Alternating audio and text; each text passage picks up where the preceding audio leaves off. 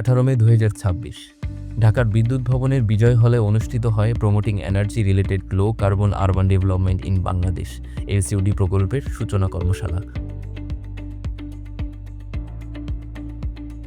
বিদ্যুৎ জ্বালানি এবং খনিজ সম্পদ মন্ত্রণালয়ের বিদ্যুৎ বিভাগের অধীনস্থ টেকসই ও নবায়নযোগ্য জ্বালানি উন্নয়ন কর্তৃপক্ষ স্রেডার নেতৃত্বে এই কর্মশালার আয়োজন করা হয়। প্রকল্পটির সাথে যুক্ত রয়েছে পরিবেশ অধিদপ্তর এবং উন্নয়ন সহযোগী হিসেবে সহায়তা করেছে ইউএনডিপি জেফ।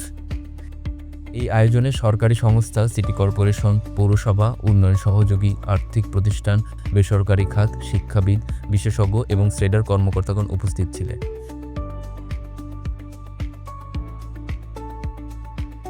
কর্মশালার মূল উদ্দেশ্য ছিল এলসিইউডি প্রকল্পের সাথে পরিচয় করিয়ে দেওয়া, এর বাস্তবায়নের রূপরেখা তুলে ধরা, সংশ্লিষ্ট অংশীজনদের ভূমিকা স্পষ্ট করা এবং বাংলাদেশের জ্বালানি দক্ষতা, নবায়নযোগ্য জ্বালানি ও স্বল্প কার্বন নগর উন্নয়নের জন্য কার্যকর উপায়গুলো চিহ্নিত করা।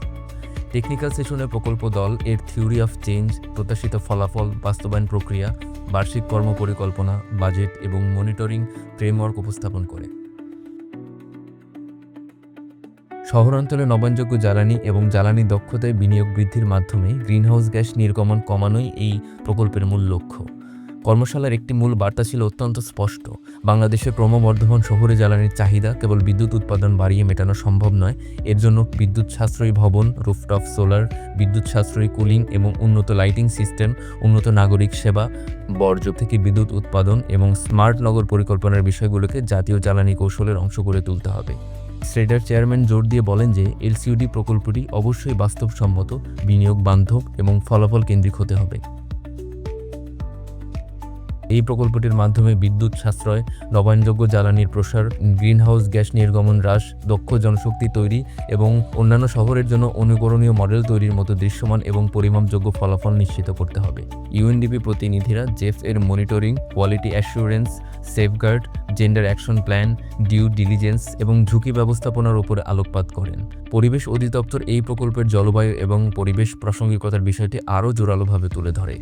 উন্মুক্ত আলোচনায় অংশগ্রহণকারীরা বেশ কিছু বিষয়ে নিজেদের সুপারিশ তুলে ধরেন। এর মধ্যে ছিল হালনাগাদ বেজলাইন ডেটা, স্থানীয় এমিশন ফ্যাক্টর, বিনিয়োগযোগ্য প্রকল্প প্রস্তাবনা, রুফটপ সোলার, বেসরকারি খাতের অংশগ্রহণ, অর্থায়নের সংযোগ, বর্জ্য পৃথকীকরণ এবং শহর পর্যায়ের প্রকল্প বাস্তবায়ন।